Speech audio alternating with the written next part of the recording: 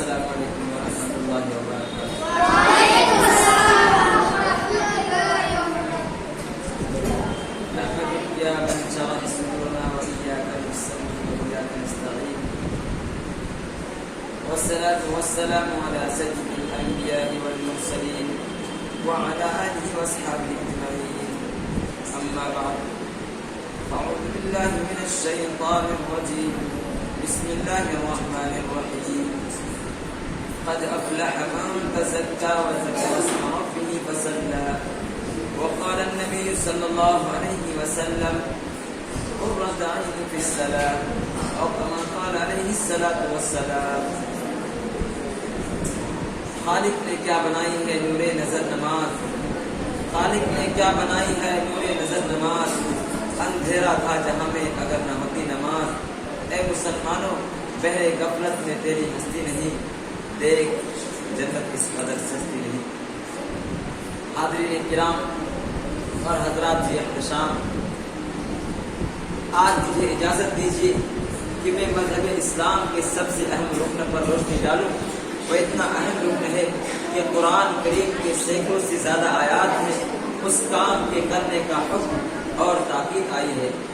کوئی پیغمبر ایسا نہیں جس کو نماز کا حکم نہیں دیا گیا ہو اور اس نے اپنی امت پر پیش نہ کیا ہو. حضرت زکریا علیہ السلام کے بارے میں قرآن کہتا ہے فنادته الملائکۃ وهو قائم یصلی فی المحراب.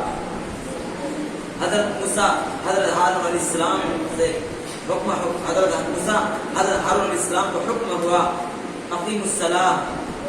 حضرت شعیب علیہ السلام کو ان کی قوم نے ان کو تانا دیتے ہوئے کہا یا شعیب الصلاۃ تأمرک ان نترک ما یعبد آباؤنا.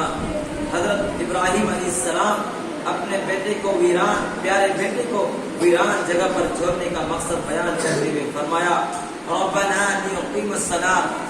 حضرت لقمان علیہ السلام اپنے بیٹے کو وصیت کی ربنا لیقیم الصلاۃ.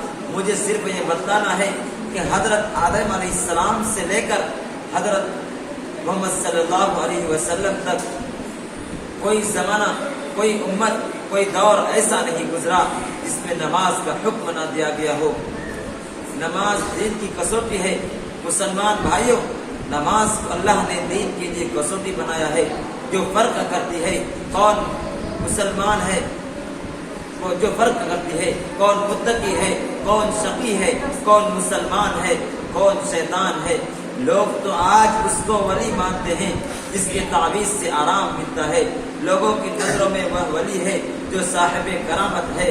لوگ تو آج اس کو پیر مانتے ہیں جو عورتوں کو لڑکا پیدا ہونے کی بشارت دیتا ہے. لوگ تو اس کو آج اللہ والا مانتے ہیں جو غیب کی باتیں بتاتا ہے.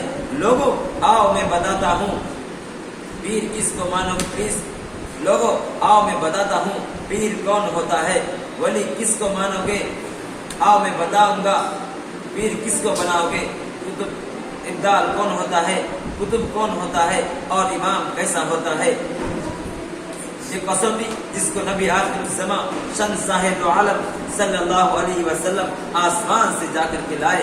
اگر کوئی اس پر پورا اترتا ہے یعنی نماز کی پابندی کرتا ہے تو پیر بھی بن سکتا ہے، کتب و ابدال بھی ہو سکتا ہے. اگر نماز نہیں پڑھتا اس کا داڑھی رکھنا اور حبہ جبہ پہننا کچھ کام کا نہیں. فرمایا حضور اکرم صلی اللہ علیہ وسلم نے، نبی صلی اللہ علیہ وسلم کا فرمان ہے بین العبد و بین الکفر ترک الصلاۃ. ترجمہ بندے اور کفر کے درمیان صرف نماز کا فرق ہے. بچے کو نماز کا حکم کب دیا جائے؟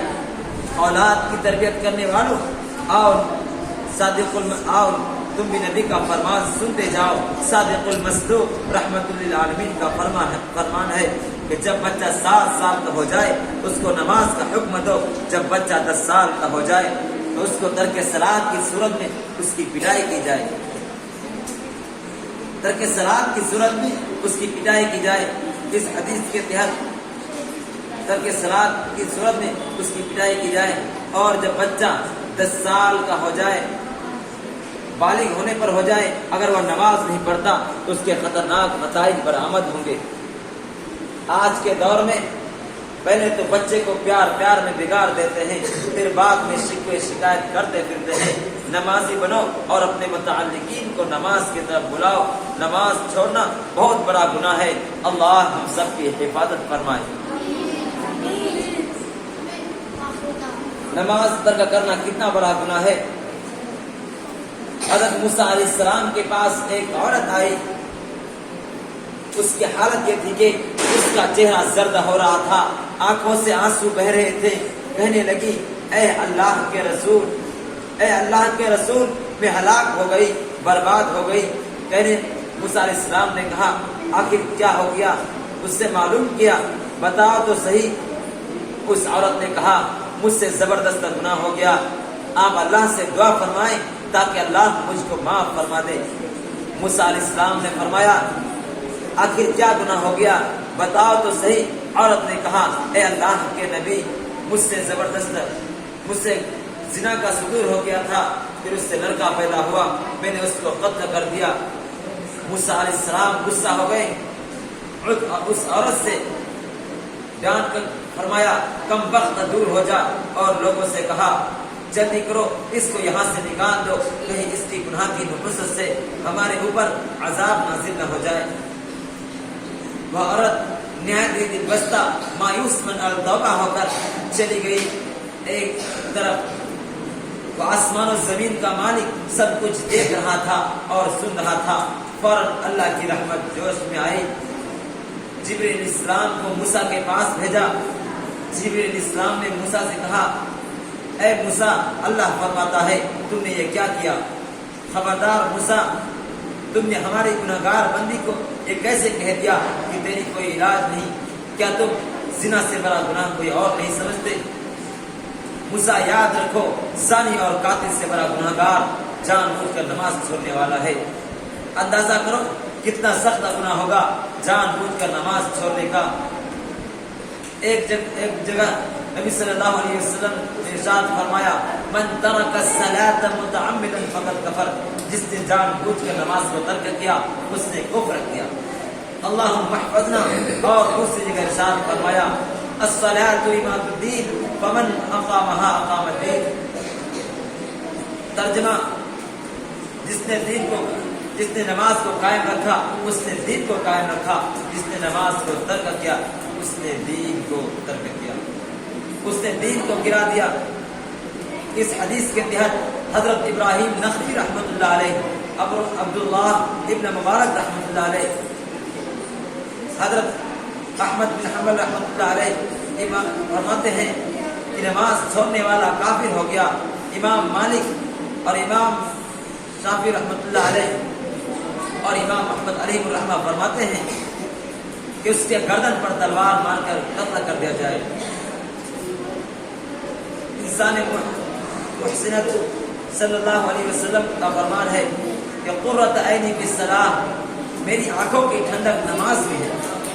جب کوئی نبی کا امتی نماز پڑھتا ہے تو گویا نبی صلی اللہ علیہ وسلم کی آنکھوں کو ٹھنڈک پہنچاتا ہے، اور جب کوئی شخص نماز کو ترک کرتا ہے تو نبی صلی اللہ علیہ وسلم کو تکلیف پہنچاتا ہے۔